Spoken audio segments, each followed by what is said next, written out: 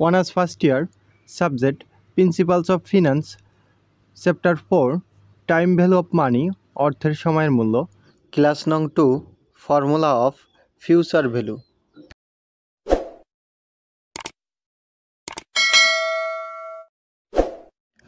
সূত্র নম্বর 1, যদি অঙ্কে প্রেজেন্ট ভ্যালু দেয়া থাকে তাহলে ফিউচার ভ্যালু বের করতে হয়। FB equal to PV into 1 plus I to the power n।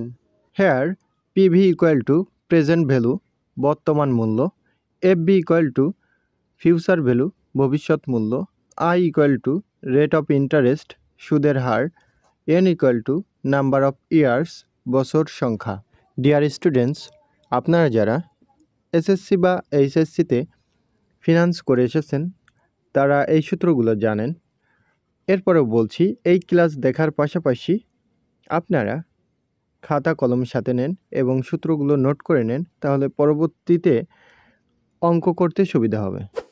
বছরে একাধিক চক্রবৃদ্ধিকরণের ক্ষেত্রে সূত্র হবে FB equal to PV into 1 plus I by M to the power n গুণ M। Here M equal to number of compounding in a year, বার্ষিক চক্রবৃদ্ধির সংখ্যা।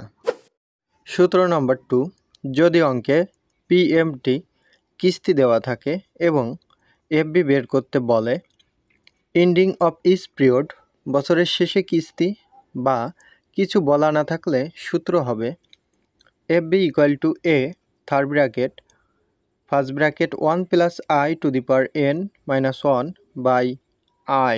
Hair A equal to annuity, কিস্তির পরিমাণ বা PMT।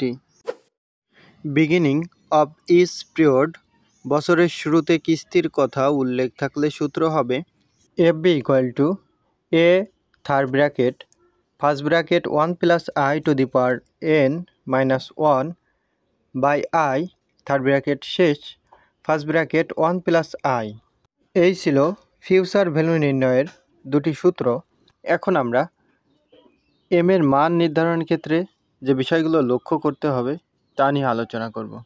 তার আগে একটি গুরুত্বপূর্ণ ইনফরমেশন আপনাদেরকে দিতে চাই, তা হলো honours first year, second year, third year, final year, এই 4 ইয়ারের সকল ক্লাস পেতে আমার ইউটিউব চ্যানেলটি সাবস্ক্রাইব করে রাখুন এবং আমার ইউটিউব চ্যানেলে যান, সেখানে গিয়ে প্লে লিস্টে দেখবেন সকল ক্লাস খুব সুন্দরভাবে প্রত্যেক year by year, subject by subject সাজানো আছে, সেখান থেকে সকল ক্লাস খুব ভালোভাবে দেখতে পারবেন।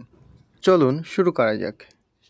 M এর মান নির্ধারণের ক্ষেত্রে লক্ষণীয় বিষয় হলো, ইয়ারলি বলা থাকলে M এর মান হবে 1, সেমি অ্যানুয়ালি বলা থাকলে M এর মান হবে 2, হাফ ইয়ারলি বলা থাকলে M এর মান হবে 2, মন্থলি বলা থাকলে M এর মান হবে 12, বাই মন্থলি বলা থাকলে M এর মান হবে 6, কোয়ার্টারলি বলা থাকলে M এর মান হবে 4, উইকলি বলা থাকলে M এর মান হবে 52, বাই উইকলি বলা থাকলে M এর মান হবে 26, আর ডেলি অর কন্টিনিউয়াসলি বলা থাকলে M এর মান হবে 360। আশা করি ক্লাসটি খুব ভালোভাবে বুঝতে পারছেন। এরপরেও কোথাও বুঝে না থাকলে কমেন্টের মাধ্যমে আমাকে জানান, আর আমার চ্যানেলে নতুন হয়ে থাকলে চ্যানেলটি সাবস্ক্রাইব করে রাখুন। ধন্যবাদ সবাইকে।